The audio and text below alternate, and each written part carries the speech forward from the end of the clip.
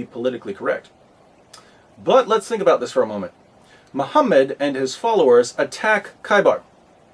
After the Muslims kill a bunch of men and rape a bunch of women, standard practice for Muslims back then, a Jewish woman comes up to Muhammad. The Muslims had slaughtered her family, and she offers to cook dinner for Muhammad and his band of merry men. And Muhammad accepts her offer. Sure, I love lamb. So nice of you to cook dinner for us after we butchered your father and your husband. Look, if Muhammad doesn't have enough common sense to realize he probably shouldn't eat that lamb, why should we trust anything that comes out of his mouth? If a woman comes up to you and says, "Hi, you slaughtered my family. Care for a delicious meal?" and the only response you can think of is, Yeah, I think so. "Sorry, you're not a real prophet."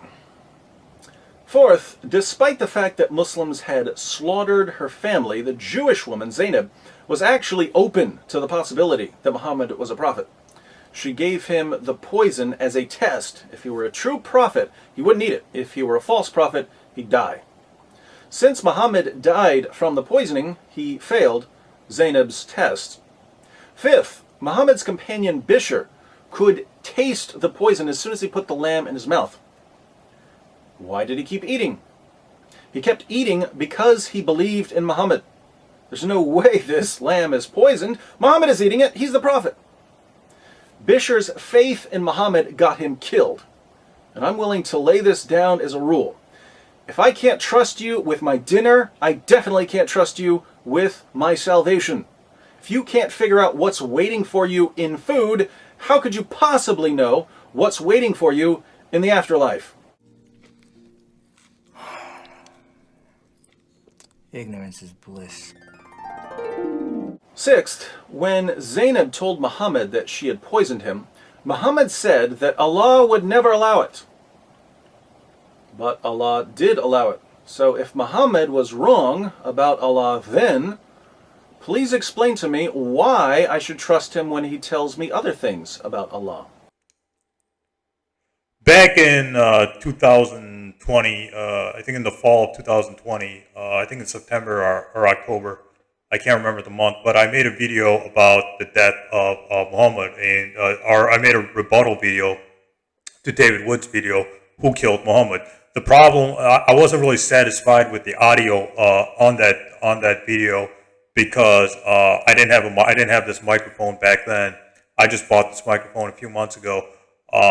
So I wasn't satisfied with the audio production of that video, so I'm going to redo that video, and there's going to be improved audio here because of this microphone. But anyways, basically, David Wood's arguments is this: the Muslims were the bad guys at Khaibar, or the Muslims instigated the war of Khaibar. They killed that woman's husband and father, and Zainab bin Harith's husband and father. 3, that they raped women, and 4, the Muslim men raped women, and 4, that the Prophet Muhammad was killed by poison, and Allah cut off his irota, and because of this, Prophet Muhammad is not a real prophet, or he's not trustworthy. The issue now, let's go step by step here. Let's go. Why did Muslims attack Khaibar?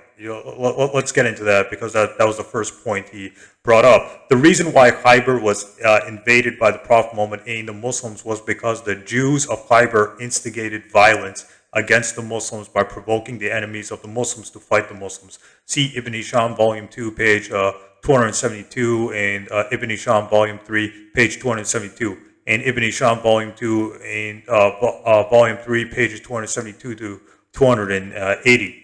So basically, the Jews of Khaibar were instigating violence, or they were warmongers. That's why the Prophet Muhammad and the early Muslims invaded them, or conquered them, or fought the war with them. You can find this in any biography book of the Prophet Muhammad.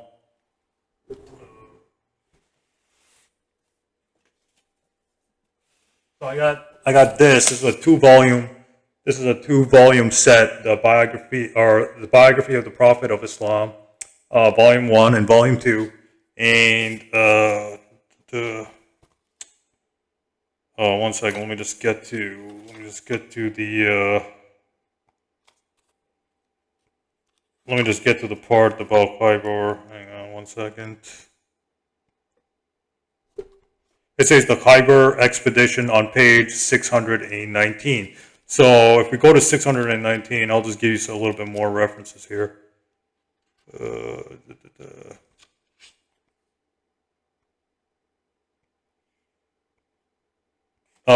Oops. All right. It says on Ibn Ehteshaam, Volume 3, page 269. Ibn Ehteshaam, Volume 3, pages 298 to 299. Ibn Ehteshaam, Volume 3, pages 307 to 309. It says that the leaders were filled with hatred for the Muslims and used every opportunity to harm them. So these were basically warmongers against the Muslims. Hang on one second. The Jews of Khaibar did nothing to expose their enmity of Islam until the leaders from the exiled Banu Nadir tribe had taken refuge with them. As we have mentioned earlier, men like Salam bin Abu Halak, Kiyana ibn Arabi, and Huway bin Ka'b have chosen to live at Khaibar. The leaders were filled with hatred for Muslims and used every opportunity to harm them. They found that they could use the Quraysh and other tribes as horses to ride into Medina. They invoked them to violence and managed to bring them against the Muslims, resulting in what is known as the ditch encounter. They managed to break away the Banu Qurayza, who broke the treaty and sided with the enemies.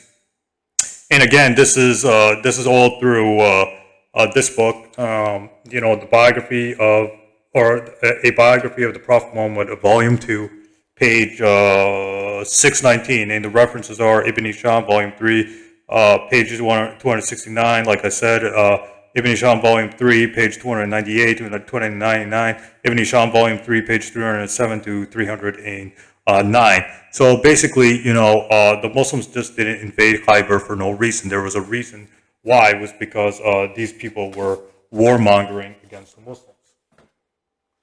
All right, so getting to the next point, which was the rape of women. I don't know what the hell he's talking about. Nowhere in the biography or nowhere in the hadith does it say that the Muslim men raped Khaibar women. That is false. The Prophet Muhammad married Safiya, at Khaibar, because she was taken as a slave, and the Prophet Muhammad chose her for himself. Basically, he gave her a choice. According to authentic hadith, you can either go back and live with your family or you can become my wife, and she chose to be his wife, according to the biographical sources. So basically, getting back to, so there was no rape of women in Islam. In Islam, raping women is strictly forbidden.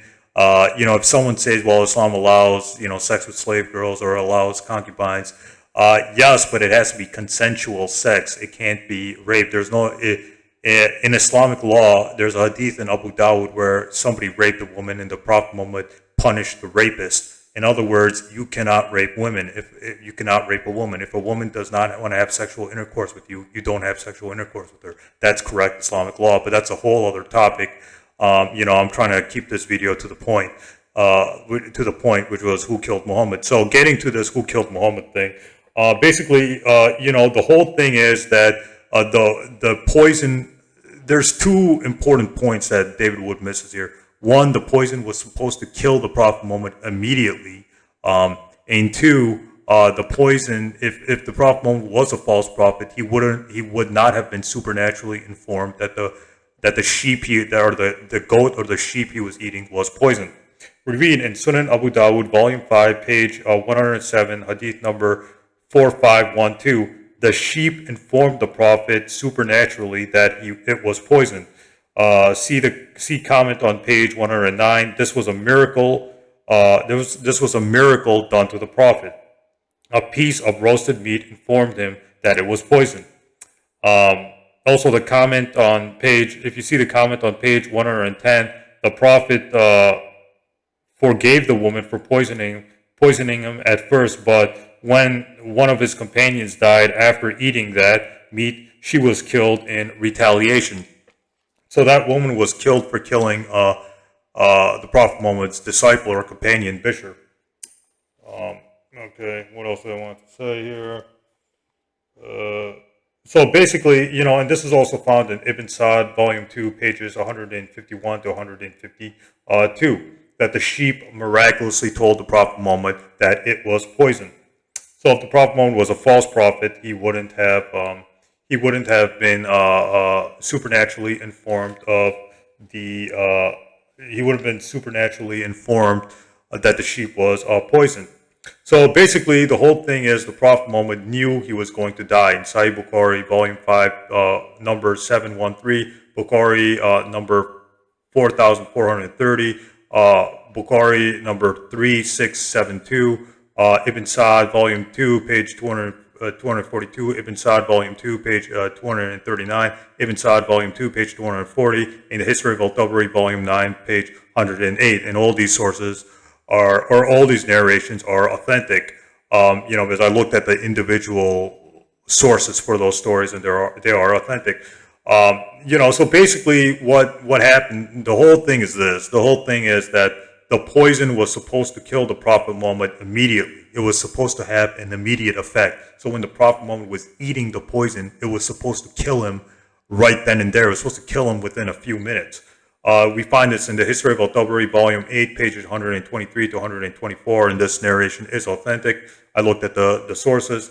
Yet the Prophet Muhammad, and this is the important part that David Wood doesn't mention, yet the Prophet Muhammad lived 3 years. This is the important part. The Prophet Muhammad lived 3 years after eating the poisoned sheep in Khaibar.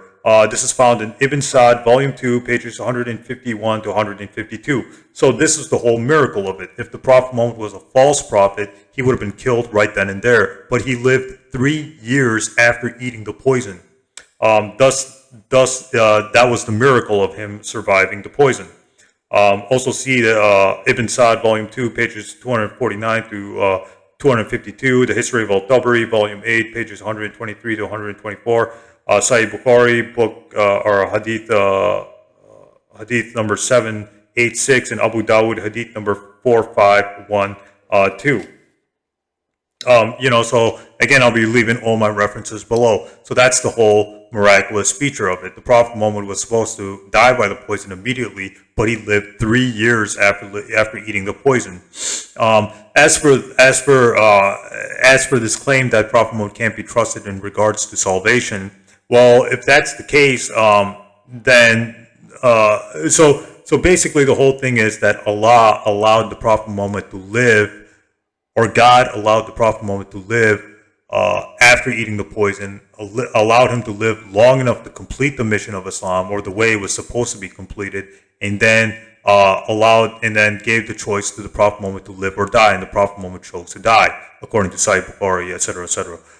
So that's the whole miracle of it. The Prophet Muhammad surviving the poison indeed was surviving the poison for 3 years is indeed the whole miracle of it. And the sheep informing the Prophet Muhammad that it was poisoned was another miracle of it. So basically, I hope this answers the claims that David Wood is making here. Stay tuned. The final videos are coming up.